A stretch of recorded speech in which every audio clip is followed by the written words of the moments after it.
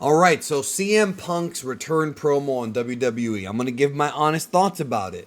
Little bit underwhelming, and I know I'm not the only one who feels this way. Here's what I have to say about it. So, Michael Cole hyped up the entire night as, CM Punk's a polarizing, controversial figure, right? And he's going to have a live mic. So, when you hype something up like that, you're basically telling the fans in Tennessee, you're basically saying in Nashville, Tennessee, you're basically saying, hey, this is going to be, he's going to spit some fire. He's going to do like, maybe not a pipe bomb level promo, but he's going to say some really edgy stuff, right? And that's what a lot of us were expecting. Now, the expectations were a bit varied because I knew he wasn't going to mention Tony Khan, Kenny Omega, the Young Bucks, and Hangman, and Jack Perry by name. I didn't think he would do that. I think some folks out there thought he would do that. I didn't think he would do that. But all we got, and I think this was actually a major mistake by WWE. I think it was. I think this might come back to haunt them, but I also have theories about why they did it this way. All we got was a promo that was almost identical to the one that he cut from AEW Rampage: The First Dance. Like, in this promo, Punk completely ignored AEW like it never happened, talked about how he'd been away for almost 10 years and that this is his home. There was no mention of him working anywhere. It literally was that they completely ignored AEW like it didn't exist. Like AEW just does not exist. Now, here's the problem with that. Number one, you can't pretend that AEW doesn't exist when part of Cody's storyline, which has been mentioned more than once on commentary and by Cody himself and the documentary, is that Cody left WWE to start a new company, and that new company was AEW. That does not mean you have to promote AEW on Raw. They're obviously still competitors, but everybody knows that Cody left and made his own company and then came back. Just like everybody knows that Punk came back to AEW first, or at least most of the fans know. Maybe not all of them, but most know. Especially the hardcores, because he was there. So, they hype this up.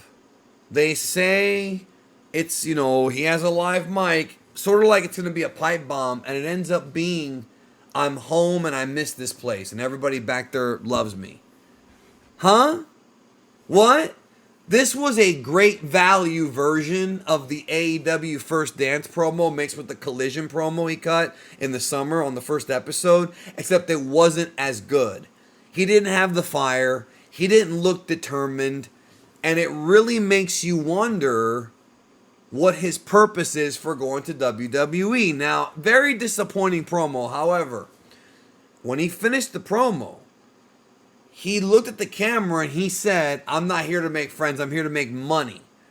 Now that is the best line of the whole night from him, right? That line by itself was better than the whole promo, and I kind of wish he would have said that. I kind of wish he would have gotten on the mic and said that, because then at least you can lean into that heel side and just say, hey, I missed you guys, which he did say, the fans, but I am here for the money.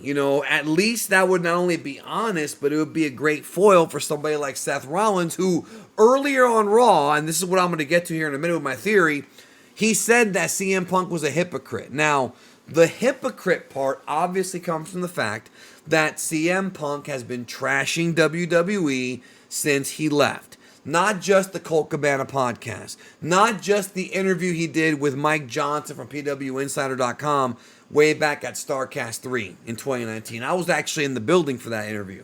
I saw the whole panel. Not just what he said in AEW in the scrums or on television, where he basically said that WWE, without saying their name, made him sick, and that he was happy to be back in a pro wrestling company, which was AEW. It just felt like that CM Punk felt very happy, very determined, and very motivated. This CM Punk kind of felt, even though he looked better, for some reason he looked younger. For some reason he looked like he had been lifting weights. Also, he looked bigger. I don't know if that's WWE's camera work. I don't know what it is, but Punk did look better. However, they didn't do an angle. They didn't tease anything for later. I think this was a misstep. It's very similar to what happened with Collision. Remember, I did a video on that. I talked about how for Collision, the first week they should have had a crazy angle and a crazy cliffhanger to keep people watching. WWE didn't do that. He just comes out and thanks the fans, and that's it. Very disappointing. Don't know if it was rushed.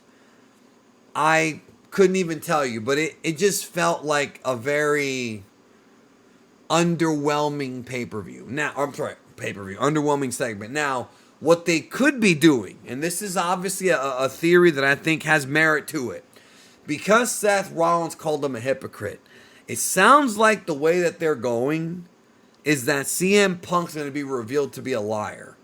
And it sounds like the story they're going to go with is that Punk came back and is pretending to be all happy, pretending to shake hands, kind of like what MJF accused him of doing in AEW during their first promo back and forth to Chicago. Remember that?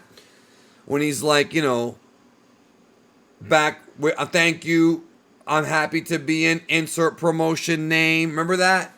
It feels like they're doing that with Punk and WWE, where eventually Seth's going to say, dude, you don't care about us. You took your ball and went home, and you cried about it for years. You went to go work somewhere else and didn't like it because you knew this is the top place to be, and now you're back. And that's the truth, though. Seth wouldn't even be wrong. CM Punk, I can relate to this man getting fired. I've never been fired on my wedding day or anything like that, right? But I understand why that would piss somebody off, right? I get that. But man, he has been holding a grudge against Vince McMahon and Triple H for years. And for a time, we didn't know if they would ever squash it. Well, now they obviously did. At the same time, though, nothing was set up for the future.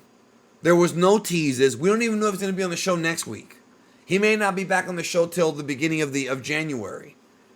We don't know. They set up some feuds, like they set up Nakamura and Cody Rhodes as like a feud going into the Rumble. That was set up on here. And they set up another Drew McIntyre, Seth Rollins thing, and Jey Uso as well was involved. So they do have storylines still going.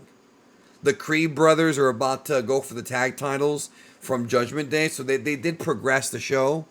But the Punk thing didn't do anything. And they knew they were going to have a big audience. They knew that it could have been the biggest Raw in a long time. And this is what they gave us. I think this was a big mistake. Look, I'm not saying that Punk had to trash AEW or anything like that. He didn't have to say that.